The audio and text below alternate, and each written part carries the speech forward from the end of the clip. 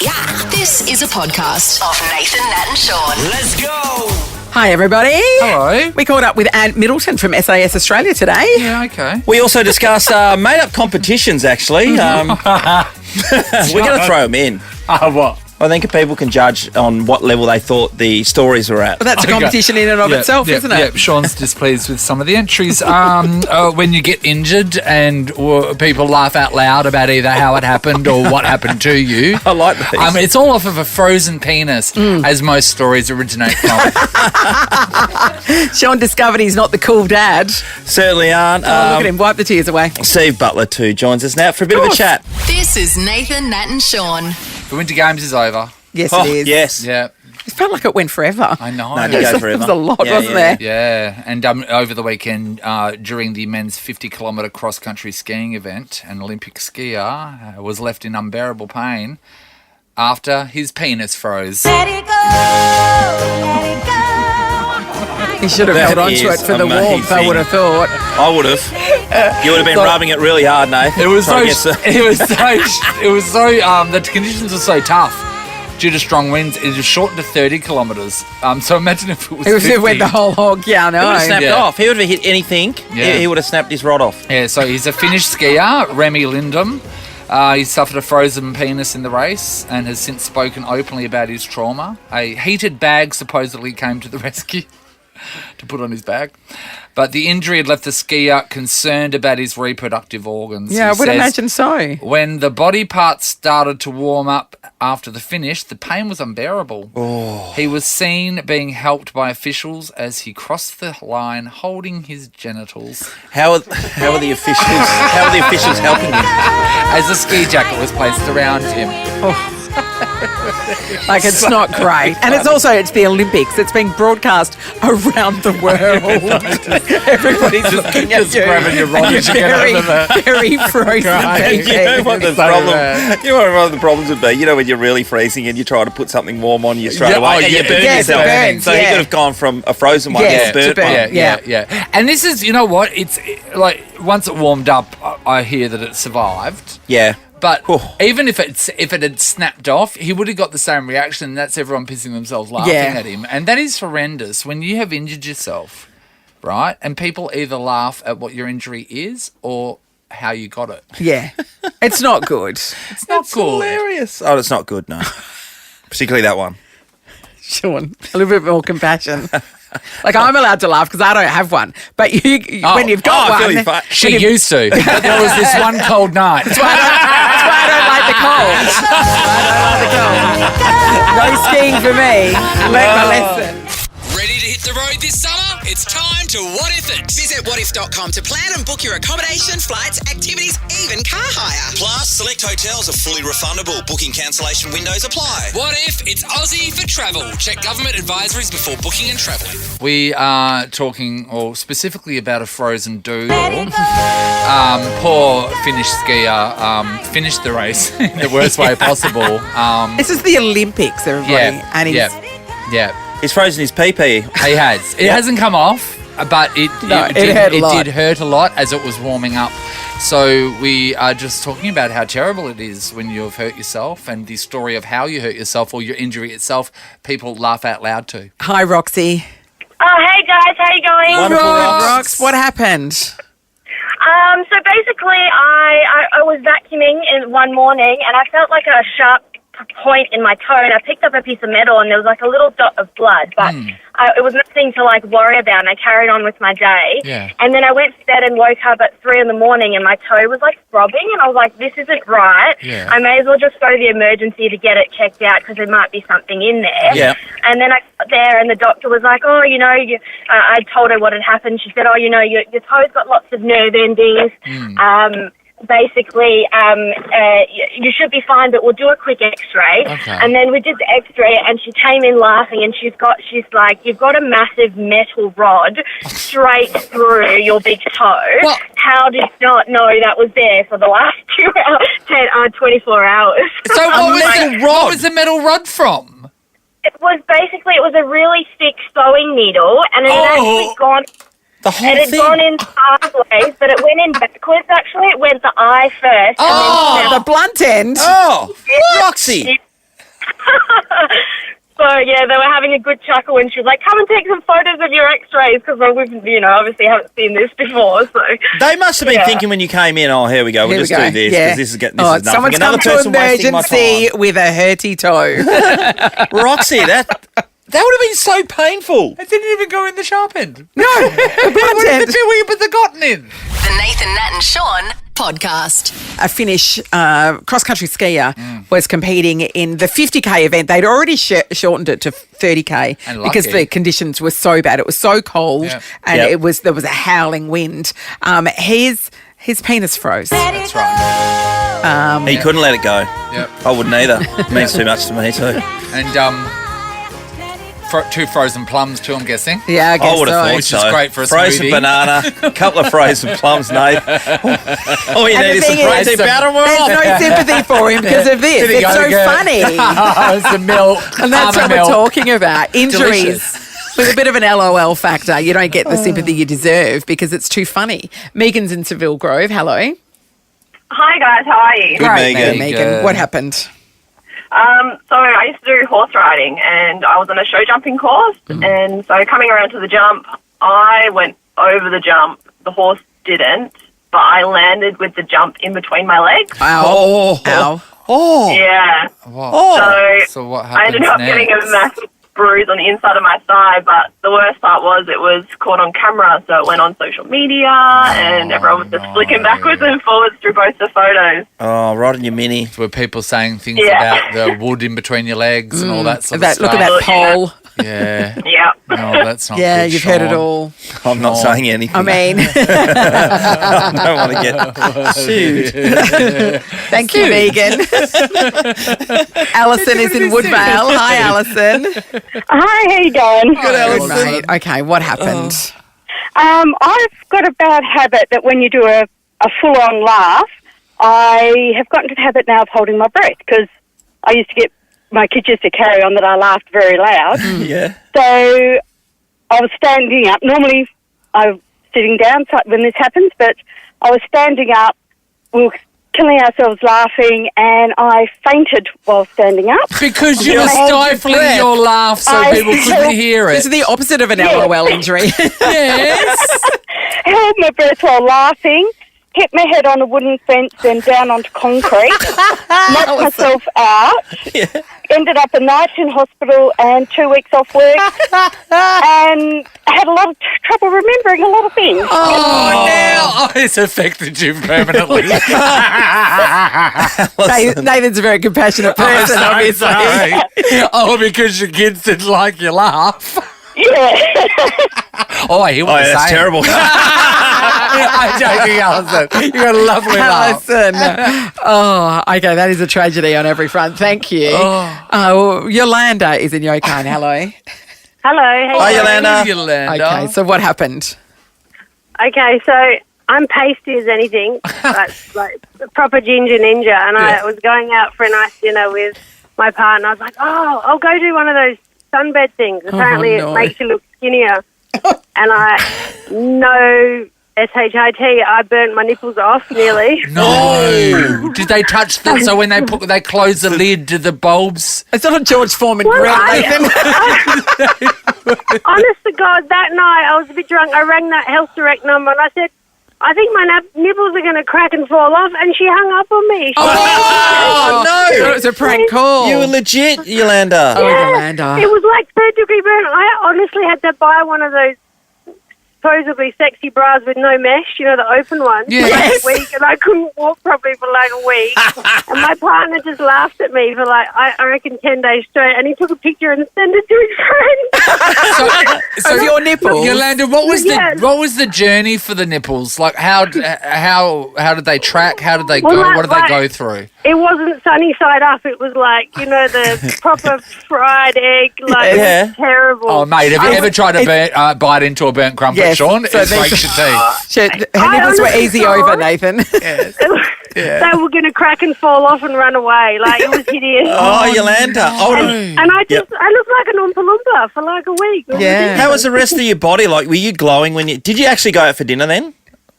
Yeah, but I couldn't move and I couldn't. We just laughed the whole time. It was hilarious. When you're burnt, because you feel yourself glowing, Oh, you it's can feel the awful. heat It's that's coming awful. off you. Oh, Yolanda. That's a trap for young players. I love that your partner took photos to show his mates. Nathan, Nat, and Sean. How are we all feeling about March 3rd? Yeah, bring it on, finally. Amazing. Yeah.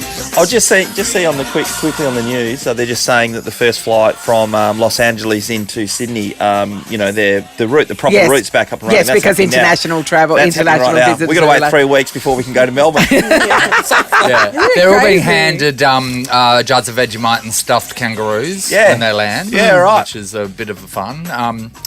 I do find it really strange for here, I was reading all the restrictions and stuff, that when you fly in, you get given a rat test Yes. at the airport, but then you have 12 hours to take that and report back. Yeah, a lot of damage can be done in those 12 hours. Is that not strange? Well, at the moment, though, they have to quarantine. So, so in that, so they're going straight to quarantine. Even on the way, you're not being taken in a bubble on the way back to the car. No, you're not. Well, you're not at the moment anyway. So you know what I mean? So it's really an honesty thing that you're not going to stop off and get something to eat somewhere and then go on the way to the hotel. I just wondered why it's not a rat test done there, because you wait 15 minutes to get your bags anyway. Yeah, no, I totally get it. Why wouldn't they be there? It makes no sense. People who are coming over at the moment filling in their G2 Chi pass, they still got to do a rat test when they get here, and there's nobody. They can do the same right now. 3 weeks' time, obviously, what you're talking about, but they can still walk around the community just spreading COVID anyway, so they can do it now. They can do it in 3 weeks. You just say, just have fun with it. Yeah. We're relying on people to do the right thing. So if people do the right thing, but the number of historically people don't. The number of visitors coming in with COVID is minimal now compared to the community cases we have. So it's not as big a consideration anymore. But all the reports from the last couple of weeks was a majority of the numbers that were coming over. It was 12 yesterday. Oh, no, not majority of people it's flying tiny, in. No, tiny it's like numbers. 8,000 people flying in or something like that. There's 37 positive cases. Yep. You're listening to Nathan, Nat, and Sean. So I was speaking the other day to one of Johnny's mates, Nathan, who this weekend just gone went out for a crabbing competition with all of his mates. I thought it sounded so much fun because it would not be something that I'd ever want to do. Oh, I love the sound of it, crabbing. Yep, it's called CrabX, right? So what happens is you get X amount of time to go crabbing. You can bring back 15 crabs, right? Right. And they've got to be weighed in. So 15 of your biggest crabs you choose. For every 10 minutes late you are from the past. Okay, so you have to get 15. You have to get 15. Even if it takes you longer than. If you're 10 minutes late, you get one crab deducted from your weigh-in total. You can choose what crab that is. And I said, what are you like competing for? Is there like a prize pool at the end, some money or something like that? And he goes, no. Slab. And then he showed me this photograph. They've gotten, I think it was an artist to commission a trophy worth $2,000. That's ridiculous. It's like a crab net with a rope being pulled out with a crab. And it looks amazing. It's just like rusted so you get to metal have that for the year trophy. until the next one. Is that the way it works? I would think so. Yeah. This $2,000 trophy. That's and commitment. I was saying to him, I think this is great, but like knowing you've got this every year, like why don't you just like get a crab and just pump it full of steroids for the year, and then wherever you're going crabbing, just put it on the leash, it in your put net, it down the bottom of the water. I'm no biologist, but I'm not sure if that works. You're already trying to cheat at CrabX, Nathan. This is why you're not invited. Yes. Oh, I said. Then he goes, but people have thrown around. They've all thought of the different ways they've got cheating. He said, one of his mates said that he would find the biggest crabs he could because he would scuba dive down beneath the boat and then just put them in his nets. So we had a footy comp one day that was catching as many crabs as you could in a period of time. But you did it a different way, eh? The coach at the time was Jared Neesham, and he was in my team. And his plan straight away, once we got into it, was apart from going to the Mandurah Estuary, and that's where we were down that way, was to also send some other guys to go and buy some from Kalis. So he, as the coach, was cheating in the crab catching competition. Yeah. As long as you win, that's what it's all about. And that's what I'd be going for a $2,000 trophy. I know. I just love that people create their own competitions with whatever they are. But I even more so love the rules that are built into these competitions. Yeah. When I lived in South Fremantle, and it still goes today, is the Lily Street Lasagna Bake-Off. And it started as just a few people arguing about whose lasagna was best, and it turned into this massive festival. It's still, and they had one last year, so presumably it's still going again this year, later in the year. And there's a trophy that is a lasagna tray with little plaques on it. So, and if you get your name on that, that is the highest of honours. And when I lived there, around the corner, there was a little corner shop right there, but they've retired now, the old Italian couple, and they won it a few in a row. The year they didn't win it, filthy. And he said the one that won it that year, they just cooked the recipe on the back of the packet. And he went, that's not... Scandalous now. Yeah, he was outraged. But that's all, there was all blind tasting. It's very efficient. I'm not all about... Yeah, I love a lasagna, but I'm not about, tradition. It doesn't have to be traditional. It has to just taste good. My mind is boggled for anybody that cooks a dry lasagna. I don't see how you can possibly cook a dry lasagna. Do you like bechamel in your lasagna? Yeah, well, I mean, it belongs there. Yeah. Some people now move bechamel and they just put like blocks of some cheese. I don't know. I don't know what it is. Nathan, Nat and Shaun in podcast form.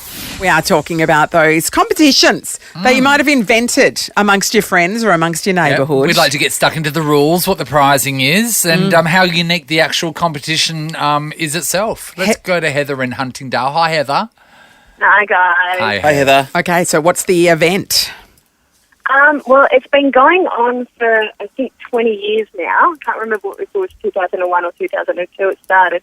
My cousin holds an annual birthday bocce bash. Yes. He does a barbie, puts on a, sausage sizzle, and then it is a full-on, bracket for knockout tournament and that, and he has a trophy. Yeah. We are currently now on the back side of the trophy. He puts the winner, the runner-up, and the location of the event on there. Yes. And whoever wins takes home his old basketball trophy, and they have to come back the following year to defend the title. Oh, you do. The bocce trophy is his old basketball trophy. Yes, that makes sense.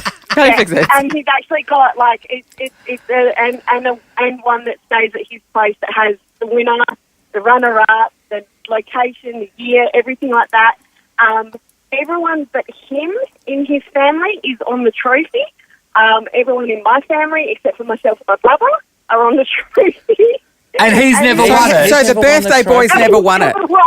Wow. Well, so it's going to go on until you let him win, I'm just going to say. Yeah, well, we keep joking, next year's his 50th, and we're like, should we just throw the competition this year? Yeah, just let him have it. Hey, is he engraving the trophy or is he just writing on it with Texter? It's full on, trophy engravement plate. Oh, yes, man. so How much money has he spent on engraving, and not once has he been the champion?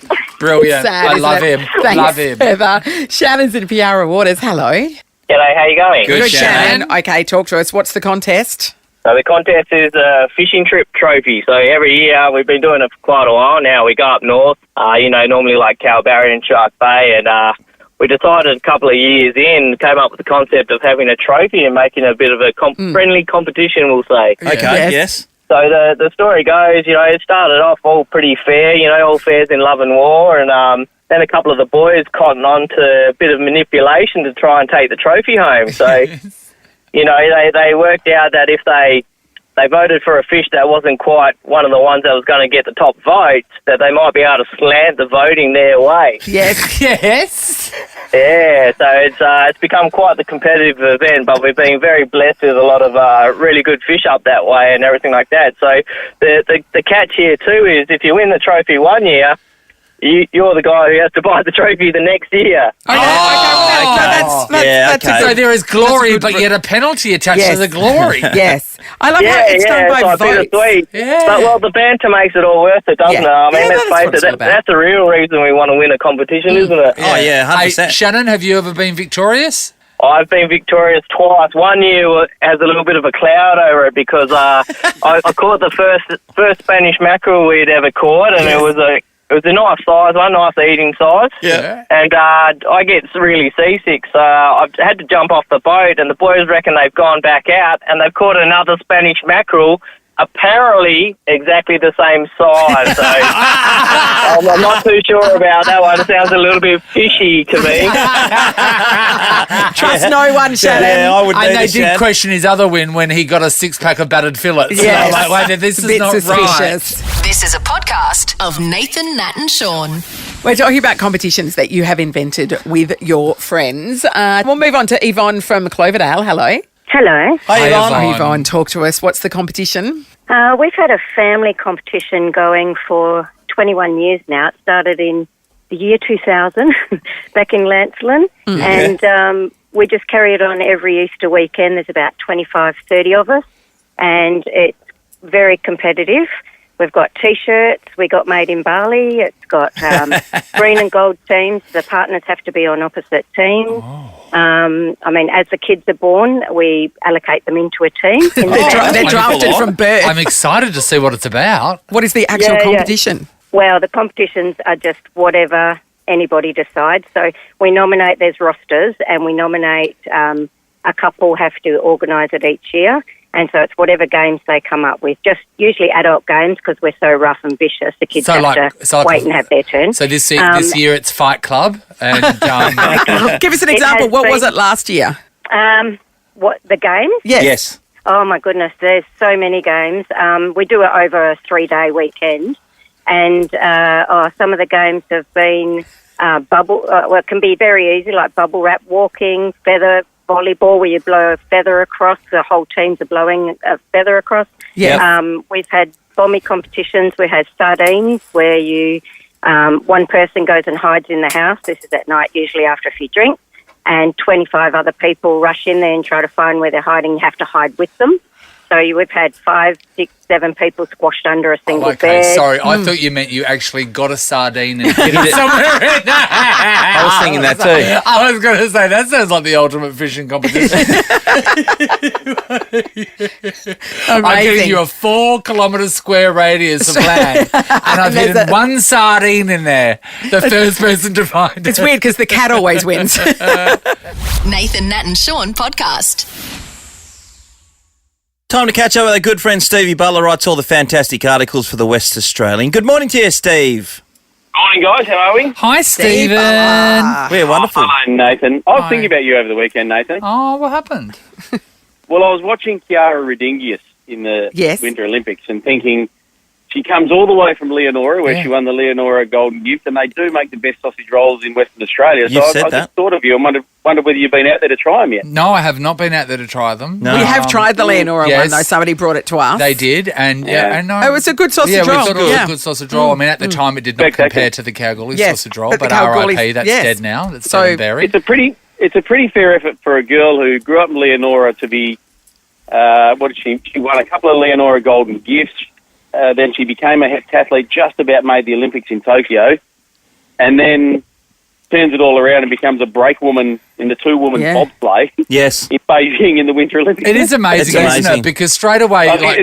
It's a bit like said no one ever, isn't it? Yeah, because say surfing stars, I'm guessing, I don't know, did Taj Burrow grow up in a surfing community? So these people are immersed in that, but then to come somewhere like that, and then to end up where you are, is like, it's just cool runnings all over again, isn't it? Such an interesting journey. Yeah.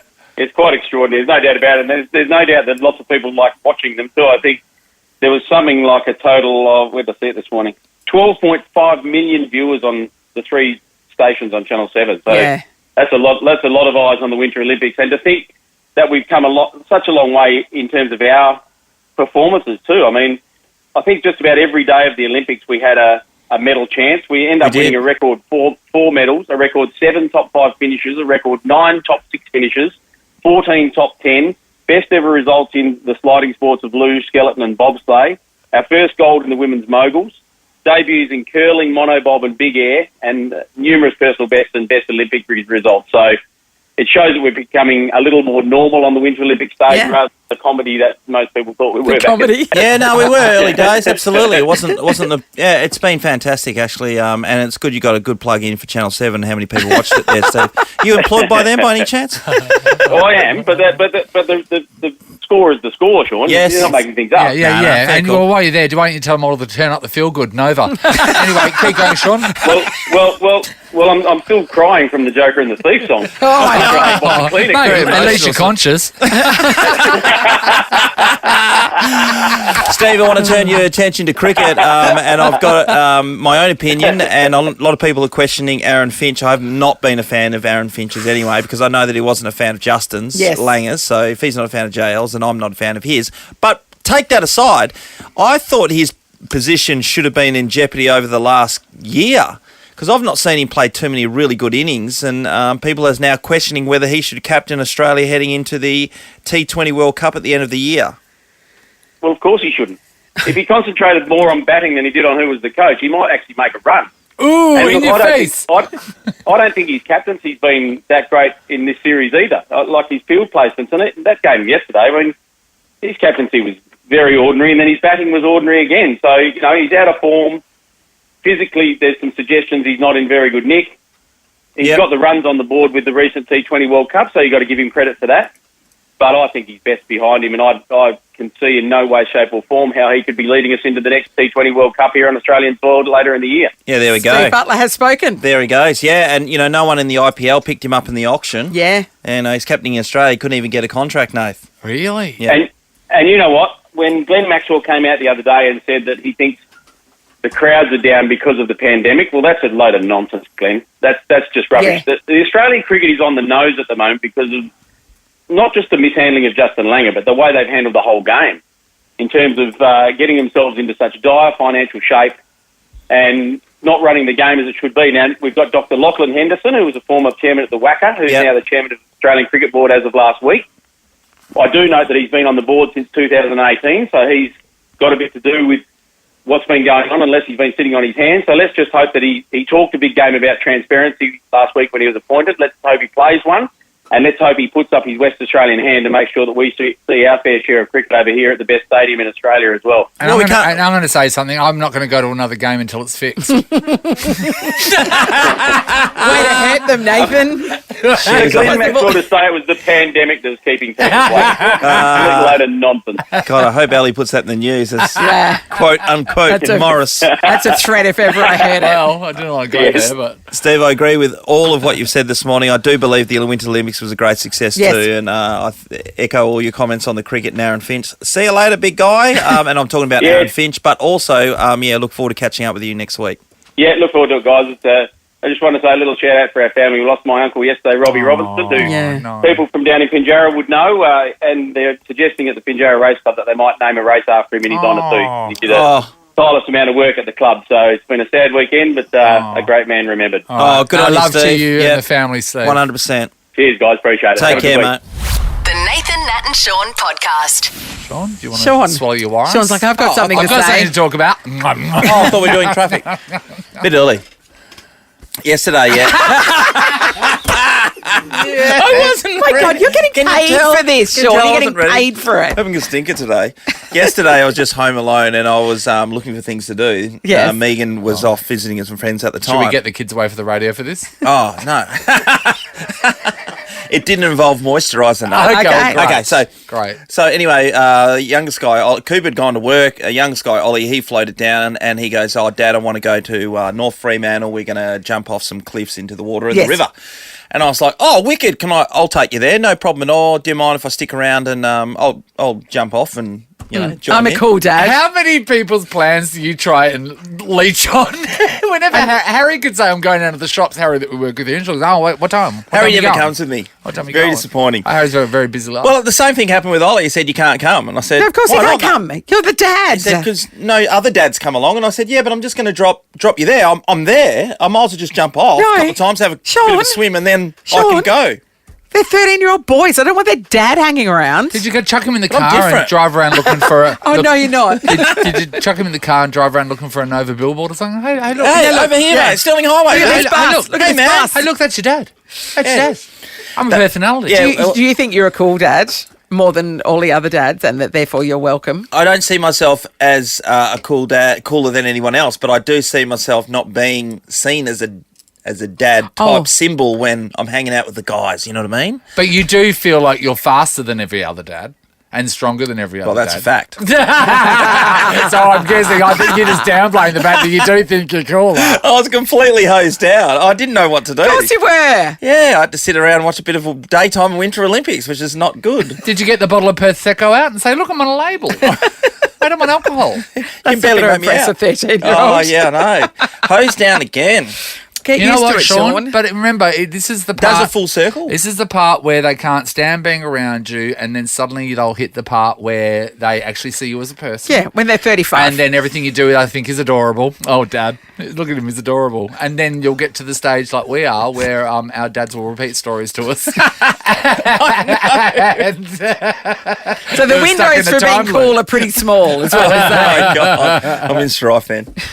This is Nathan, Nat and Sean.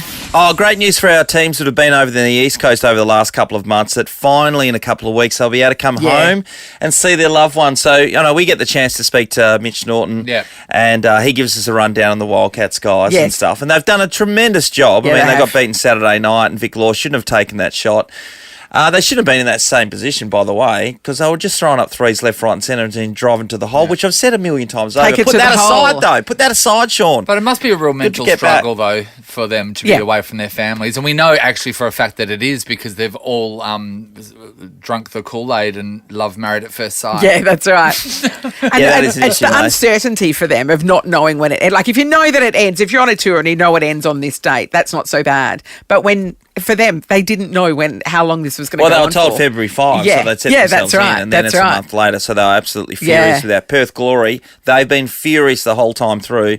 Finally, they had a win on the weekend, which was great, just yesterday, against Brisbane, and they get to come home as well. It is good news for those guys, and I guess until you've walked a mile in their shoes, you don't know how difficult it's been for their family and stuff. And as you said, they've watched Married at First Sight, the Wildcats, so who knows what the Glory been up to, but they've probably been punished in the same way. Oh, they're probably starting to watch Dancing with the Stars.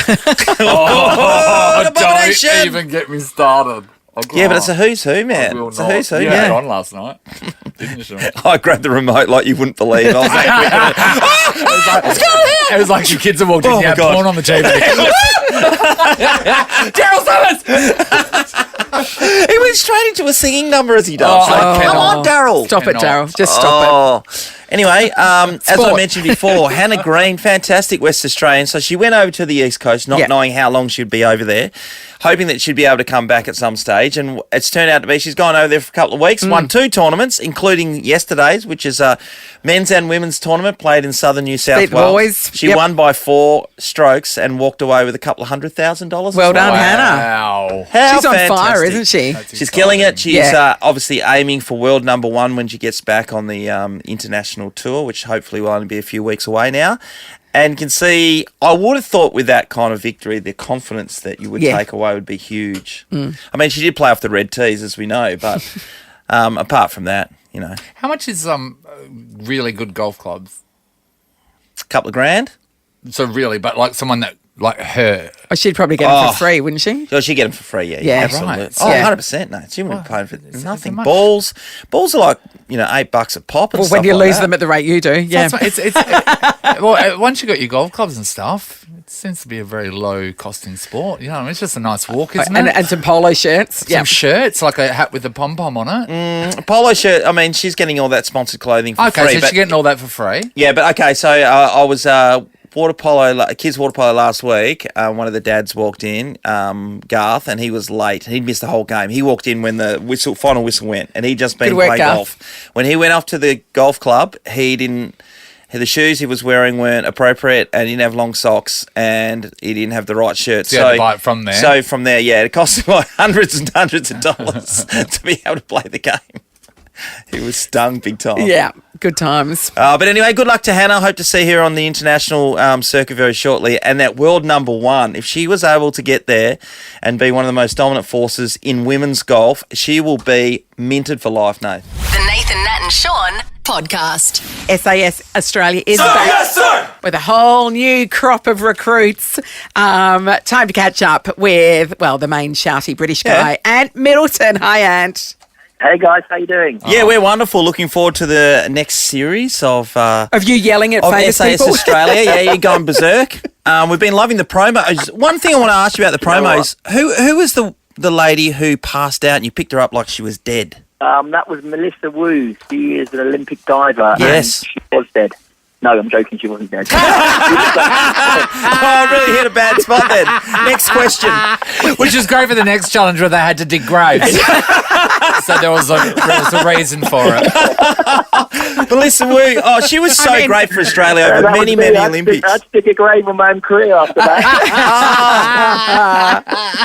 Hey, Anne, on that, many years we used to have SAS instructors take us when I was playing a sport over here, professional sport. They used to take us for sessions, and we had to do sessions on the beach where we dug our own graves, and then you had to jump in them and get covered and swim out, 100 And then you made a sandcastle, what? It was all full on stuff. That was one thing. Yeah, but you hadn't had the chief instructor at Middleton take you on the beach yet, have you? So be careful what you wish for, guys. Be careful what you wish for. Yeah. Oh, I don't well, want you that. know what? I never wanted it in the first place. Shaun is not hardcore. So that was AFL football. If my volleyball team, we used to have to plan our own cremations. So, I mean, you know what, Shaun? You're digging a hole's a real scary story. And I really do enjoy the way that you don't know nor care about who these people are and just tear them a new one.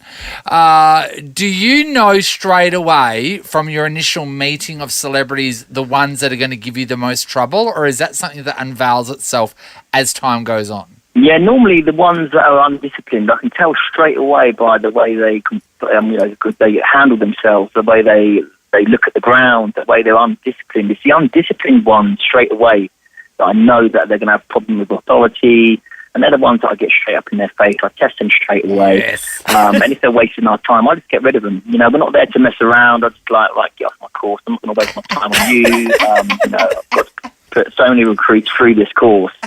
I don't mess around in that way because, listen, my time and experience is worth a lot, guys. So I know.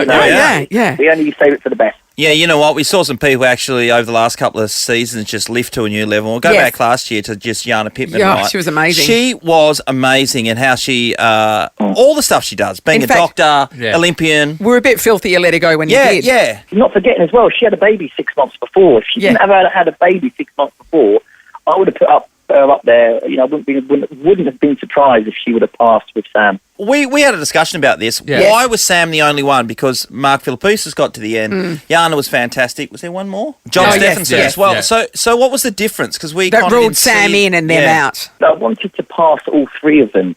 I looked at them and I thought, I could pass all three, and it would have looked good for the program. But Sam was just that level above. And when I look at the process, I'd rather have one, elite than pass them all, and it just didn't feel right.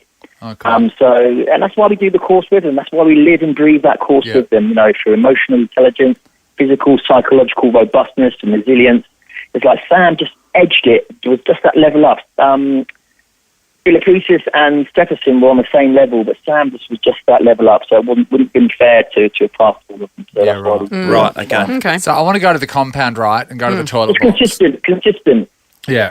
So I want to go to the compound and go to the toilet blocks because I think there would be nothing worse than being able to look at someone's face while you're doing a poo. Because they are the worst toilets ever. Are you sure you want to go in there for that reason? That to me would be traumatic, and it's just the shame of it all. Is the toilet paper as rough as what I'm guessing it would be? Normally there's no partition. When we first started doing this, there were just like seats on, and you could literally just sit next to each other and pass each other the toilet roll. But now it's a bit weird. You've got these little peepholes. Oh, Do I look you in the eye? That's good. What is that about? I get quite turned on by it. No, I'm joking. Because I guess that's what it's like in the field, right? In the field, it would just be 4 seats right by one another, yeah? Yeah, exactly. You got in the field. We when we're in observation posts, you could be in an observation post in a hole for 2 weeks, where you literally have to piss, in a bag and put it back in your backpack and your mate has to hold the bag while you shit into it because you can't move. No, it's no joke. Join the army, everybody. You know when you haven't cleaned out your kid's school bag for a while and there's something terrible in the lunchbox? It's worse than that. Well, I could put all mine in my mate's Bergen, so he could deal with it when he got back. Yeah. And That is so good. that should be on the recruiting video. You should make them do that. When everyone's doing the course and doing lots of different activities in front of you, do you feel like jumping in sometimes and getting involved, like physically, and doing some of them? Yeah, I am actually in the zone. When they do it, that's why I run along them. That's why I demonstrate a lot of it. Because I'm in that zone with them. That's why I can get that raw emotion. I can push those buttons. I can really, look in their eyes and know exactly where they're at. Either rein them in because they're going to push themselves too far, or really, really push them because I know that they're slacking a little bit. And that's why sometimes I'm grabbing them by the ears and I'm grabbing them by the scruff of the neck, just to get them through or just to make them realise that this isn't a joke. I've been in these situations before. You know what? I'm just so thankful that because we can interview you, we get the nice aunt. That's right. I'm just so thankful about that situation. Yes. It's fantastic. And I'm so I'm puzzled as to why so many celebrities each year after seeing this show put their hands up and are dying to be on it. It makes no sense to me. Unbelievable. You got such a great show, Ant. Thank you so much. You'll be surprised how many celebrities reach out and actually want to do the show. But listen, the more celebrities, the more shows we're going to have. So listen, keep them calm. Well, there's big lines. Love your work, good stuff, Ant. Can't wait to watch it. Thanks, mate. Thank you so much, guys. Nathan, Nat and Shaun is a Nova podcast. For more great comedy shows like this, head to novapodcasts.com.au.